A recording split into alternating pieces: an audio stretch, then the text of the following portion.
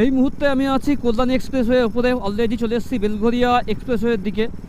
দেখো কোনো কথাবার্তা নেই, চারিদিকে এত বলছে হেলমেট ইউজ করার জন্য, দেখো হেলমেট ছাড়া যাচ্ছে, কেউ কিছু বলার নেই, আরাম করে হেলমেট ছাড়া যাচ্ছে, কিচ্ছু বলার নেই, কিচ্ছু বলার নেই।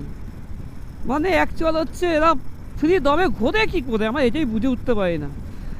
আমাদের কলকাতা পুলিশের ওপর থেকে মানে অলরেডি এতটা পরিমাণ প্রেশার দিয়ে রেখেছে যে হেলমেট না থাকলে বিভিন্ন জায়গায় কে, তা আবার কল্যাণী এক্সপ্রেসওয়ের ওপরে হেলমেট ছাড়া এইভাবে চলে যাচ্ছে।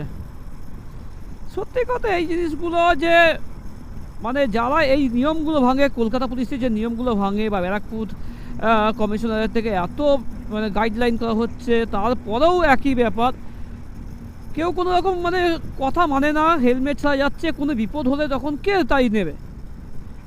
একটি হেলমেটটা আমাদের অনেকটাই সেফটি দেয়, এই জিনিসটা বোঝে না।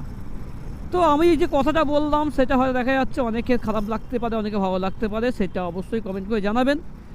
আমি ঠিক বললাম কি ভুল বললাম, আমার মতামতটা আমি জানালাম, সেটা তো আপনাদের মতামতের উপর নির্ভর করবে যে আমি ঠিক বললাম কি ভুল বললাম।